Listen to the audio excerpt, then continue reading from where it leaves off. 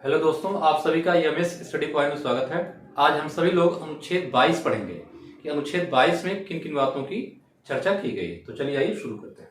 तो क्या है आर्टिकल 21? क्या कहता है आर्टिकल 21? आर्टिकल 21 कह रहा है कि कुछ दशाओं में क्या है, कुछ दशाओं में गिरफ्तारी और निरोध से संरक्षण। या निरोध मतलब क्या होता है? निरोध मतलब होता है किसी को नजरबंद करना, ठीक है, मतलब रोकना किसी को। निरोध मतलब क्या हुआ? नजरबंद, नजर बंद करना, ठीक है। क्या करना है? कुछ दशाओं में, मतलब सभी दशाओं में नहीं, मतलब हर कंडीशन में ये बात लागू नहीं होगी। क्या होगा? कुछ दशाओं में गिरफ्तारी, तो किसी को गिरफ्तार करना और निरोध करना या उसे नजरबंद कर देना, क्या उससे जो है संरक्षण की बात अनुच्छेद 22 में की गई है, ठीक है। तो कौन कौन सी बातें इसमें की गई है उसको हम आगे चलते हैं, देखते हैं, ठीक है। तो पहला क्या? पहला दंडात्मक निरोध। तो इसे अनुच्छेद 22 में दो तरह के जो है अपराधों की बात की है, दो तरह की नजरबंदी की बात की गई है। तो किसी व्यक्ति को नजरबंदी जो किया जाएगा दो तरह के कानूनों के अंदर किया जा सकता है। पहले को हम बोलते हैं दंडात्मक निरोध या दंडात्मक नजरबंदी। दूसरे को क्या बोलते हैं? निवारक निरोध या निवारक नजरबंदी। दोनों में अंतर क्या है? दोनों बेसिक अंतर यह है जो जब किसी व्यक्ति की गिरफ्तारी या उसकी जो नजरबंदी होती है वह दंडात्मक निरोध के अंतर्गत की जाती है। तो कब की जाएगी दंडात्मक निरोध में? दंडात्मक निरोध में गिरफ्तारी तब की जाएगी जब अपराध हो चुका हो, मतलब घटना हो चुकी हो। घटना घटित होने के बाद जिस व्यक्ति पर घटना को अंजाम देने का आरोप लगा हुआ कि हाँ इसी व्यक्ति ने घटना को अंजाम दिया होगा, तो जब उस व्यक्ति को गिरफ्तार किया जाता है तो उसे हम क्या बोलते हैं? उसे बोलते हैं दंडात्मक निरोध, ठीक है। कब बोलते हैं हम दंडात्मक निरोध? जब जो है घटना हो जाने के बाद, मतलब कोई घटना, कोई क्राइम, कोई अपराध हो चुका हो और जिस व्यक्ति ने अपराध किया है या जिस पर आरोप करने का संशय है, जब पुलिस उसे गिरफ्तार करेगी तो हम उसे क्या बोलते हैं? उस तरह की गिरफ्तारी को हम बोलते हैं दंडात्मक निरोध। और जब दंडात्मक निरोध के तहत किसी व्यक्ति को गिरफ्तार किया जाता है तो क्या उससे कुछ जो है अधिकार होते हैं। तीन मुख्य अधिकार हैं, तीन राइट्स हैं। जिस व्यक्ति को गिरफ्तार किया जाएगा उससे क्या है? तीन मुख्य अधिकार हैं। पहला अधिकार क्या है? जब पुलिस उसे गिरफ्तार करेगी तो गिरफ्तारी का कारण उसे बताना होगा कि आपको हम जो है इस जुर्म में या इस आरोप में गिरफ्तार कर रहे हैं, ठीक है। दूसरा क्या होगा? दूसरा राइट क्या? दूसरा अधिकार, दूसरा अधिकार यह है कि जिस भी व्यक्ति को गिरफ्तार किया गया है पुलिस जो है गिरफ्तार होने के 24 घंटे के अंदर उसे क्या, उससे जो है नजदीकी मजिस्ट्रेट के सम्मुख प्रस्तुत करेगी। तो वहां क्या होगा? वहां जो है जो भी मजिस्ट्रेट होगा, जो भी जज होगा, क्या होगा? उस व्यक्ति की गिरफ्तारी पर विचार करेगा। और विचार करने के बाद क्या, अगर उसे लगेगा कि इस व्यक्ति को कारावास यानी जेल में कंटिन्यू और आगे के लिए रखा जाना, तो क्या उसे और वो जेल में रखेगा। अन्यथा क्या? अन्यथा वो उसे बेल दे देगा, मतलब जमानत को देगा। फिर क्या होगा? वो जेल से बाहर आ जाएगा, ठीक है। यहाँ 24 घंटे में याद रखिएगा, 24 घंटे की जो अवधि होगी, जैसे मान लीजिए आज किसी को गिरफ्तार किया गया तो आज के आज से लेकर कल शाम तक, ठीक, मतलब जो भी समय होगा ना तब से लेकर 24 घंटा ये काउंट होगा। ये 24 घंटा क्या होगा? इस 24 घंटे में छुट्टी का दिन और आने जाने की जो समयावधि है वह काउंट नहीं होता है।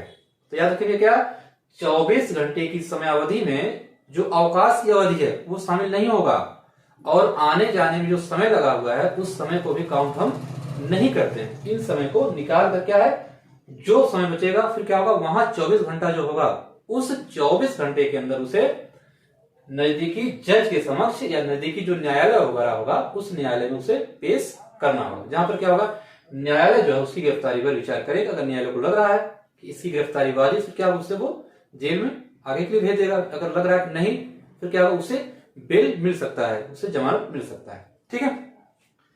तीसरा अधिकार क्या है? तीसरा अधिकार है कि जिस भी व्यक्ति को पुलिस ने गिरफ्तार किया है वह व्यक्ति अपने मनपसंद वकील से परामर्श ले सकता है, कानूनी सलाह ले सकता है, या क्या, यह जो है उस व्यक्ति का अधिकार है, राइट है, ठीक है। तो हमने क्या देखा, दंडात्मक निरोध के अंतर्गत किसी व्यक्ति को अगर गिरफ्तार किया गया है तो उससे क्या, उससे कुछ राइट होते हैं, कुछ अधिकार होते हैं, ठीक है। उम्मीद है आपको ये बात समझ में आ गई होगी। फिर हम आज चलिए आगे से पढ़ते हैं। तो आगे क्या है, आगे इस पर ध्यान रखिएगा, निवारक निरोध। निवारक में क्या होता है? निवारण करना, निवारण, ठीक है। मतलब क्या हुआ, अपराध होने से पहले ही, मतलब क्या अपराध हुआ नहीं लेकिन क्या हुआ, पुलिस को ये लग रहा है कि इस तरह का अपराध हो सकता है और इस अपराध को अंजाम कौन देगा, मतलब ये अपराध कौन लोग कर सकते हैं, तो जो जिन लोगों पर भी क्या है इस अपराध को करने का संशय होगा, पुलिस को लगेगा कि ये क्या ये अपराध होगा और इस तरह के अपराध को यही लोग करेंगे, क्या कर सकती है पुलिस जो उन्हें गिरफ्तार कर सकती है। तो क्या कहते हैं इसे, मतलब अपराध होने से पहले ही जब किसी व्यक्ति को गिरफ्तार किया जाएगा कि हाँ ये क्या ये अपराध कर सकता है, तो इस तरह की गिरफ्तारी को या इस तरह के निरोध को हम बोलते हैं निवारक निरोध। मतलब अपराध होने से पहले क्या किसी को गिरफ्तार कर लेना। इसमें क्या, इसमें जब किसी व्यक्ति को गिरफ्तार किया जाएगा क्या होगा, इसमें ये तीनों अधिकार उसे नहीं मिलते, तीन तरह के अधिकार उस व्यक्ति को प्राप्त नहीं है। क्या है, उसे कम से कम 3 महीने जेल में रहना ही रहना होगा, मतलब 3 महीने तक उसे जमानत नहीं मिलेगी, बेल नहीं होगा। क्या होगा, सीधा 3 महीने का जेल होगा, बेल का प्रावधान उसमें 3 महीने तक नहीं होता अगर उसे निवारक नजरबंदी के तहत गिरफ्तार किया गया है। इसके लिए जो हमारी संसद या राज्य विधानमंडल समय समय पर कई तरह के कानून बनाते रहे हैं। तो इसमें जो सबसे प्रचलित कानून रहे वो है आपका मीसा एक्ट। मीसा का नाम क्या होता है, maintenance of internal security act. इस कानून का जो है प्रयोग राष्ट्रीय आपातकाल के दौरान इंदिरा गांधी सरकार ने खूब किया था और इस दौरान क्या कई सारे नेताओं को जेल में बंद किया गया था। तो याद रखिएगा मीसा एक्ट क्या, मीसा एक्ट जो है इसी तरह का एक कानून है, निवारक निरोध का एक कानून है मीसा। फिर क्या पोटा, पोटा क्या, पोटा का दरअसल इसका प्रयोग किया गया था आतंकवादी घटनाओं में जो लोग भी संलिप्त रहे हैं उनके ऊपर पोटा जैसे आरोप या पोटा जैसे धाराएं लगाई जाती थी।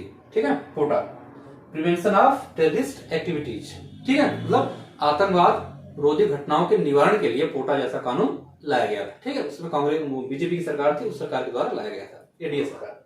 ठीक, फिर क्या एनएसए, एनएसए का क्या होता है, नेशनल सिक्योरिटी एक्ट, इसे बोलते हैं राष्ट्रीय सुरक्षा कानून, रासुका जिसे बोलते हैं रासुका। ठीक है, तो रासुका क्या, रासुका वर्तमान में चल रहा है, सरकारें जो इसका प्रयोग करती हैं। ठीक है, क्या हुआ ये क्या है, ये जो कानून है ये कुछ विशेष कानून है हमारी संसद द्वारा ये बनाए गए हैं। जब भी जो किसी के ऊपर मीसा लगता है, हालांकि अब ये रहे नहीं, ये भी नहीं, ये एनएसए के तहत कार्यवाही होती है।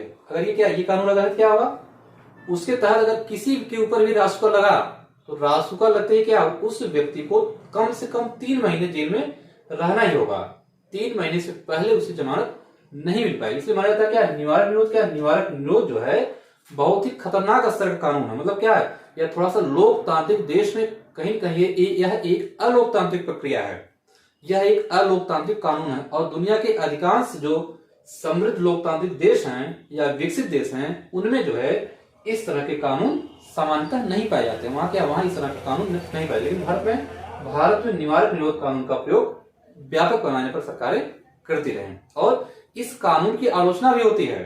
सरकारें जो है इस कानून का दुरुपयोग करती है, उपयोग नहीं करती, बल्कि क्या अपने राजनीतिक प्रतिद्वंदियों को पराजित करने के लिए निवारक निरोध जैसे कानूनों का दुरुपयोग वो करती रहे हैं। ठीक है, उम्मीद है आपको दंडात्मक निरोध और निवारक निरोध में अंतर समझ आया होगा कि आखिर अनुच्छेद 22 जो है किस प्रकार से अपराधों में संरक्षण की बात कर रहा है।